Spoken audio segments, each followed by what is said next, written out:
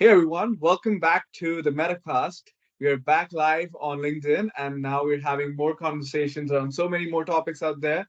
Today we're going to speak about cybersecurity. And of course, this is a very important conversation with consideration to how we're growing the metaverse and Web3 and all the platforms coming in the future. And for the same conversation, we have Evgen Verzun joining us today from Kaizen Finance. Evgen is the founder of Kaizen Finance. He's a tech inventor, a serial entrepreneur, and a crypto and cybersecurity expert. Evgen, thank you so much for joining us today. How would you like to start the session?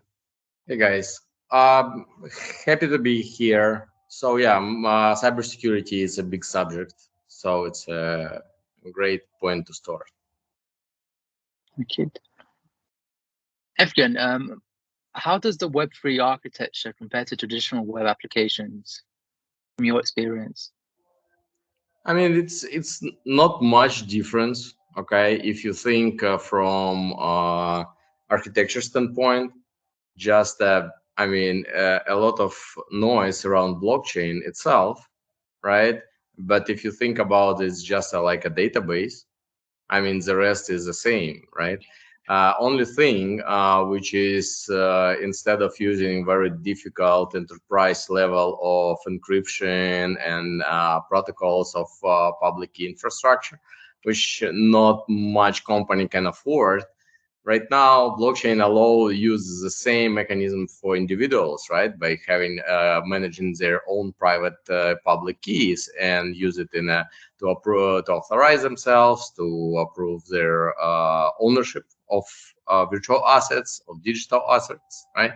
So it's an open, let's say, new market, but it's give all backdoors for hackers, because one thing when you have to hack big enterprise with cybersecurity team on board, right? Another thing is some kids playing with virtual assets, right? So I would say fundamentally it's not much difference, but it's different. Definitely. Evgen, do you think at some point in time everything will be on the chain? Um, I mean, it will have their own niche. It's not like electric cars replace planes, right? So it's different mm, dimensions. So the same here. So you could put some financial transaction on chain, but or even buying ticket for train, but physical transportation always be in physical transportation, right? Or the goods deliveries or whatever. So all industry will stay the same, but then they will adopt some technology from there. So it's definitely a place for that, but not like replace for everything. got you. There's issues with fraud tickets, especially around football tickets. That's another area that this sort of technology can be utilized. Evgen, how early are we in the development of blockchain? I would say in very beginning, because yeah, when I would say it's kind of third generation blockchain or services comes up. It's like first blockchains, Bitcoin and Ethereum. It's like new, early days of internet.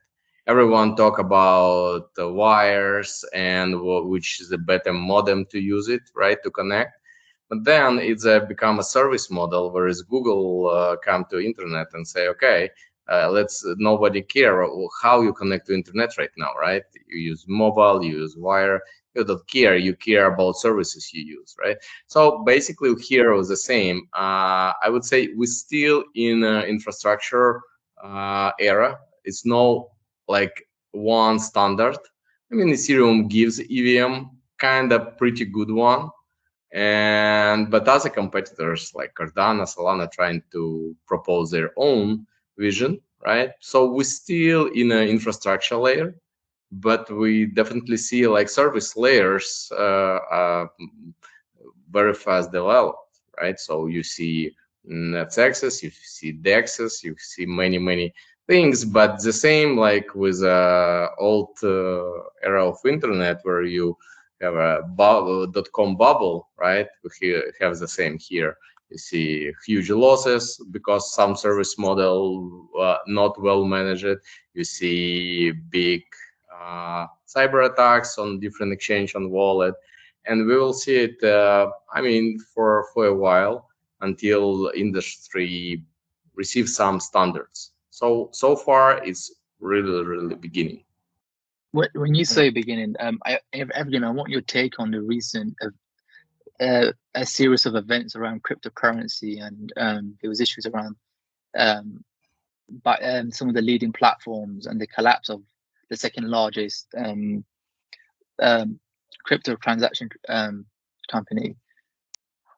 I mean, very simple. Even last bull market starts from appearing many decentralized finance services, right? So all the Uniswap, PancakeSwap, all the sushi, etc., etc. So basically, it was services that propose to use fully 100% on-chain service, right? So it's no people there, and not much people realize how it was important. And right now you see it because every time when people behind it is a place for human error. Sometimes it's mistakes. Sometimes they want to do it, or they do it because they can. Okay, so basically, we saw incompetence. It's like a scam, you know. So basically, people use not own money for their own purposes. This is it. It's not possible in decentralized services. It's not so ever. So basically, even we stay aside reason why it happens, takeaway is very simple. On-chain services will show that it's uh, more trust on-chain than off-chain services. This is it. So people should go keep their assets on their own wallets. People should exchange only there, where is a 100% sure, basically on-chain, right? This is the main point. Got you. Awesome Definitely. answer. Adi? Awesome. And I wanted to understand, Evgen, of course, when you talk, maybe if there's so much been so much consideration around Web3 and so many assets that are coming in. You've been in software development, you've been in telecommunications, AI, big data, blockchain, and cryptocurrencies for long, and you've been a part of the journey where Web3, Web2 is transitioning to Web3. Where do you think will Web3 start to dominate? Of course, it's a parallel world. Where do you see the transition happening when the domination comes into Web3? Uh, I would not put like a domination at all. It's not like fridges change ice cube from rivers, you know. It will be not like that. It more like electric cars will be part of other cars, you know. So we will see that some company will start adopt it for some part of their services, for some business processes, and it we see how big hype was around metaverses, right? And we see what happens with the biggest company, Meta, right? How much they spend and what they got, right? So it doesn't mean it is no place for that. It means it's overestimated when it's technology in very early beginning of their development. So we definitely see a huge penetration for blockchain in financial world, right? So in financial is more than obvious it will exist and not disappear anymore. For gaming, it's a big question. It depends on big players because indie developers start develop blockchain games, but usually crypto attract people not because of games. They attract because of way how to earn money, or at least idea of possibility to earn much. Usually it's a great opportunity to lose their money, right? But metaverses games start very fast adoption, and a lot of hype about it, and a lot of investors put money in there, right? But I would put my bet on financial services and on supply chains because it's Yeah. critical. These two Agreed. areas. The rest, yes, it will be cool. For example, for NFTs, great. I see huge value when you are talk about some piece of art and when you have digital confirmation of authenticity of your digital art, right? Uh, and the most important thing why it's will dominate here, because for physical art you cannot put any royalties. I mean, you can try if you're famous artist and if you sell your works only through, I don't know, some famous auctions, right? But for other artists, it's very difficult how to earn Mhm. money. And here it's by smart contracts, we can put, let's say, 10% of royalty always goes to artists. And it's huge. This huge motivation for them. For game developers, the same. Let's say you're not a company, you're not publisher, but you are creator. You create some characters, you create some art for games, and then you can put in digital form and you guarantee that you will get paid for every time some game or something will use it.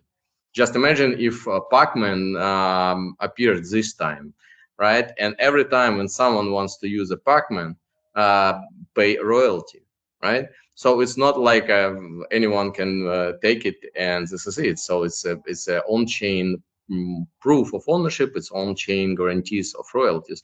So this area will still develop. I mean, have a big future. But sometimes we don't see what we don't know. 1 year ago or 2 years ago, nobody knows about metaverses and gamify. And or 2 years, 3 years ago, nobody talk about DeFi services, right? So next year, I mean, we can come up with something new, and everybody see some huge new hype around other stuff. Indeed, I think that's a very good perspective, and of course, as you rightly mentioned, next year could be something else. We just scratching the surface of what could be our innovative futures in that way. Taza, what do you have to say about that? Evgen, I'm curious. Some of the different technologies within Web3, are they can businesses utilize them at this point? And if so, like what sort of challenges or do you see in the existing climate for them? Um, you're talking about enterprises, big businesses, right? I mean, a lot. First of all, it's a trust, and such guys like uh, who did this battle in a crypto world and almost feel everything in blood. It doesn't help the industry, right? Because if big players does not trust industry and industry players, they do not want to go to this space. Second part, all criminals, again, they destroying this market, because every time someone built something illegal, it's put a shade on everyone with this, right? And if everyone knows that you can buy something illegal using Bitcoin, then you saying that you have Bitcoin, everyone perception that you're doing something illegal, right? So it's a bad thing for industry. So basically, every time when something bad happen in the crypto, is huge damage for whole industry. And this is main part, because for example, we had a conversation in crypto. We launched about 100 different projects. We driving a lot of adoption for existing businesses, and every time we see, for example, we're talking about real estate and put real estate over NFT, and you buy an NFT, you have apartment, right? Could you imagine how difficult for you is buying some property in different country, whereas they speak in different language and have a legislation, some uh, law that you don't understand. But if you buy NFT, it's guaranteed it's yours. You're done, right? And it's a huge thing. We help a lot of companies to adopt this technology, but then we see kind of say, okay, if they use a Bitcoin, probably it's dirty money. and we do not want to sell our apartments for some criminals. And it's no point why they should be criminal, right? So it's just people just convert their fiat money, they earn receiving salary, whatever. So all legal, but this perception killing deals, the same. Oh, if we are start proposing paying crypto for our services, probably we attract more criminals. Why? It's no connection there, but this perception, again, very very dangerous for industry. So, I mean, I think every time when some player, I mean, biggest players decided to create a war, I mean, they should think about how damaging this whole industry in general. What could we do more to get rid of that stigma around the values of cryptocurrency, Evgen? We're doing a lot of in the standpoint of cybersecurity. On the Kaizen Finance, we have a huge sector of cybersecurity services, and we call it cybersecurity shield, whereas we protect smart contracts in a way where it's not possible to attack by sniping bots from front runners, and we're protecting assets on exchanges, on private wallets. It means we decrease a level of potential attacks. So, and we decrease potential. So it's not so attractive for criminals to use these mechanisms anymore. We are trying to help secure services, and if we make this space secure, it will attract more investors who scared go there because they're scared very natural. You don't want you lose what you own, and the same, you if you want to buy very famous painting or I don't know any piece of art in a digital form and cost you fortune, definitely don't want someone steal it from your wallet, right? So basically, from our side, we're doing a lot in the way of cybersecurity, and this our own piece of what we can do on the market. Second of all,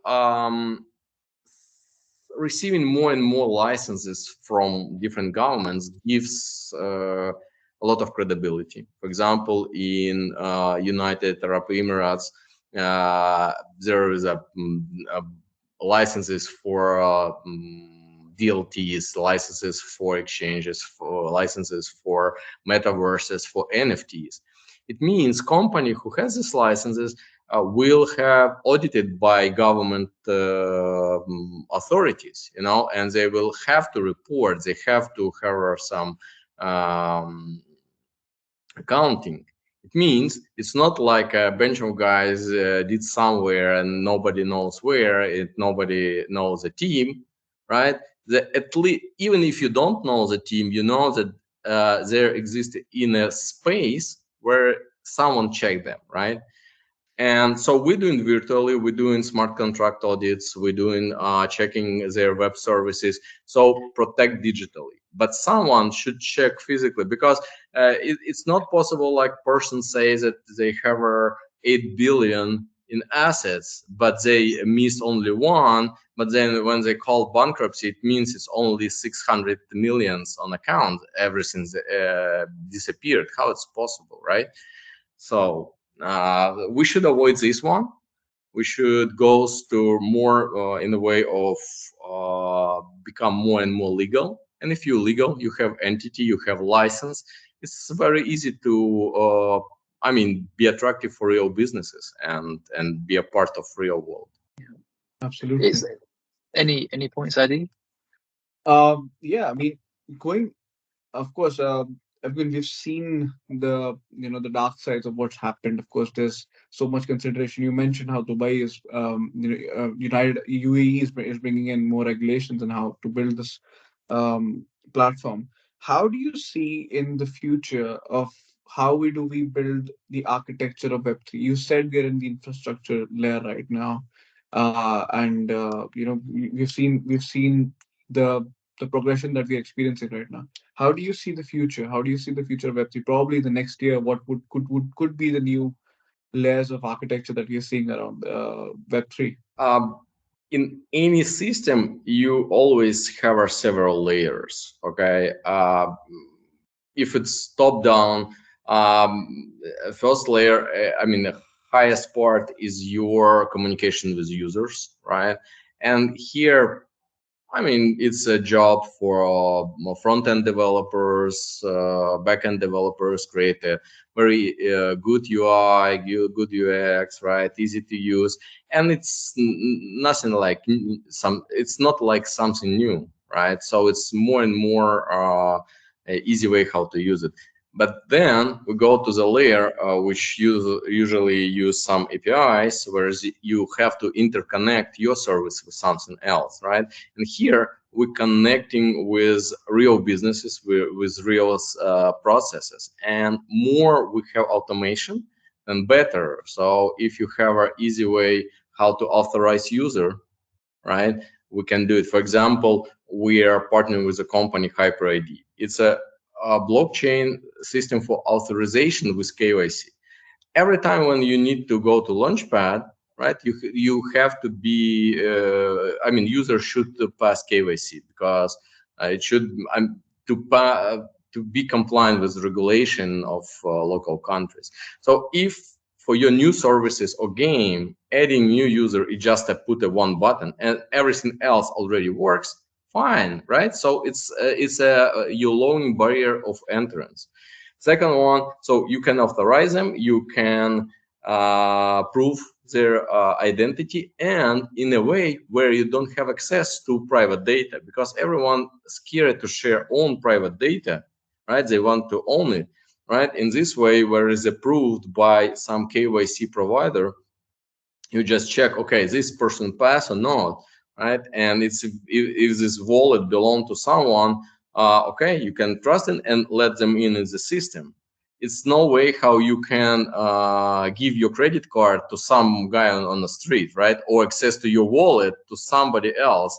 I mean, you 10 times will think about it, right, before you do it. So if someone pass KYC, they will care about how they act with their assets, right? So and adding users is one button. Okay, if this user wants to buy some digital assets inside your game, okay, and they don't have crypto, so basically we come to the layer of crypto adoption, and they don't know how. If you start saying, okay, we use new blockchain, right, and this is our new token, can you imagine the tons of trouble you give to the person? First of all, to receive your token, they don't know how to use it. They need to find a wallet which use your new blockchain. Okay, even if you got your new blockchain in your wallet, you receive this token, but you can use it because you need to some coins from this network to pay gas fees. And how you can buy it? Where? Nowhere. It means you need to exchange account. You go, okay, you goes to exchange, you need to find exchange which have this coin listed, right? So it's so much barriers to entrance. But if you one button to login in user, second button is you allow users, for example, credit card in your account to buy your coin, right, and start using it right away. For example, we're supporting one project which calls Tokenom. It works on gasless solution for all blockchains. So basically, your wallet or even your NFT doesn't have any requirement of gas. So basically, you're giving them NFT and they can apply in your game or send to the other wallet without gas fee. So they don't need to find a blockchain that use. They don't care about blockchain. They don't care about gas fees. They don't care about wallets. So basically, we are moved from infrastructure layer or platform layer to just application one. In a Google, you don't care which cloud Google use or any service, or we use Microsoft Teams. You don't know that it's a use Microsoft Azure cloud. You don't care, right? You push a button, we have a call. This is it. Adoption. If you lower barrier to entrance for you new users, right, and you make it in kind of 2 clicks, this is a way how to Web3 will develop. So we're supporting a lot of projects like HyperID develop such things, and there are others. The same like interfaces for accepting funds, right? In a different in different currencies. Again, you connect this hub, you can sell it. You connect second one, and when we have this model infrastructure done, for example, in UAE, there are a license for company who develop metaverses. Okay, so basically they already assume that will be some company which builds these blocks, and then you come with a new idea of metaverse and say we want this and that, and they build in the block. So their license is not allowing to have metaverse, but allow them to build metaverses, right? So it's like Lego. You create from the bricks, you have what you want. So bottom line, a future in first of all is standardization, make it the same, equal for the same set of action. Second of all is a decreasing barrier of entrance, because right now less than 1% of people know about how to use a crypto, right? And we need at least 10% to become massive, right? And these small things will adopt Web3. So I think we need to talk about from different angle, not like we should how Web3 conquers the world, but more like services can be more adoptable to each other, and how everyone in this industry make easier way how to enter to crypto. I love it. Definitely. I also, I mean, I'm amazed because that's what I think when you said barriers to entry, that's something that even I'm working on right now because I build user flows and I build consumer journeys.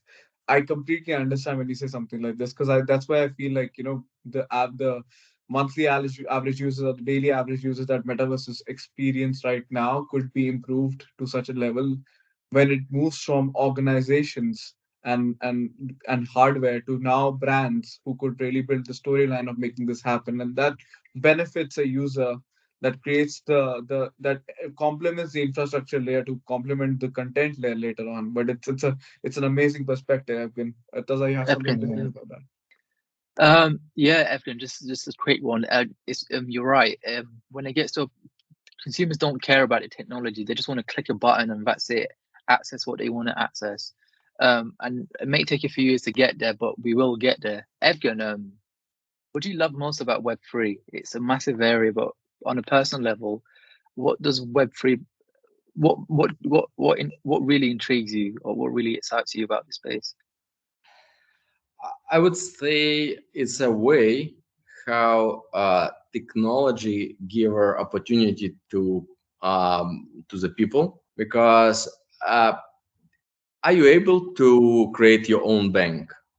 I mean, yes, you can, but try to calculate effort you need to put on it, right? And are you able to create new game company? I mean, when Activision spent billions or Blizzard, right, on their PR, you don't have it. And here, mm, by making people much closer, I mean, buyers to sellers, and allow them to do peer-to-peer transactions, you will have tons of opportunities. Because in a bank system, you have to have a merchant account. You need to have an entity which pass tons of regulation. You need to put money there. You need to pay there. And you already have tons of spending without even talking to your customer, right? And here, if you drive a picture and someone just issued NFT, put an OpenSea, can get money right away. If you're painter, if you artist, you can get royalties very easy. I mean, again, you're smart guys, you're inventor, you just create something, some piece of art or some piece of technology. How you can monetize it? I mean, imagine receive a patent, okay? I have many patents, and you cannot imagine how it's a painful process of obtaining patent. And then you have it, you spend tons of your time of your life, tons of money, and then what? How to make someone pay for your intellectual property. It's so difficult process. In blockchain, it's easy, right? So here, Web3 basically makes transaction easy, financial one, and all business is based on money. I mean, you can be artist, be no matter what, you need to get paid for your job, right? Or your for invention on your art, and Web3 make it possible. So this is a main thing why it's so everyone crazy about it, and why it's will have a huge future about it. I agree, Evgen. Web3 gets rid of the intermediate and it gives powers back to the users, Exactly. which is fascinating. Ali, any last sharing thoughts? Again, I would just like to say that the last point that you shared in terms of making the whole user journey seamless. Again, coming back to the same point, I think creators, what you just mentioned, is something that creators need to know at their heart and their core of how they work things. Because this is one thing, as you rightly mentioned, the when you come to Web3, this is a very easy process. It is empowered by community. It's empowered by the the technology that you use to implement such services. It's more about education at this point of time, which really helps flow of information, flow of content and assets, and it's going to become much more in abundance, which increases the risk of cybersecurity, which increases the risk of risks of around how we do these things. And of course that will come into that point where your field, guys in finance, will come into a big picture and will always educate and solve the problems of the future. Evgen, your last thoughts, please, before we conclude the session. I mean, I think we covered pretty much, and each of topic, cybersecurity one, developing one, and future. I mean, it's a huge topics, right? We can talk a lot about that. So I think uh, last thought is just depends who you are. I mean, who listens this stream. If a developer just continue doing what they're doing, right? If the users see how to adopt it and how to use it, so more we use it, more we attract other people start to using, and faster we will see a future. This is it. Absolutely. Indeed, it will happen. And of course, Evgen, once again, thank you so much for these amazing insights. I think this is, Thank you, Evgen. we are sure of one fact, that this conversation and information that has been shared within this session today is going to reach out to the right people, and it's going to bring in the very good perspective for all of us, and even for people who would engage with you in the future in terms of understanding what it means to be in this space. Evgen, thank you so much. Taza, how do Thank you you, want to Evgen. close? No, Yeah, I thank you very really much, enjoyed the guys. session. It's a very unique perspective, Evgen. Thank you very much. I'm sure this will be loved by many. So Perfect. yeah, Great. So, guys, we'll be back with more episodes. Evgen has had an amazing session with us today, and of course, we have enjoyed. Though we it's a first experience of cybersecurity, but it has been amazing, and it will be for you as well. But yeah, Evgen's profile details will be down in the description below. You can reach out to him, connect with him on LinkedIn, and of course, the conversation continues on the Metacast. Thank you so much, guys. See you in a bit. thank you, everyone.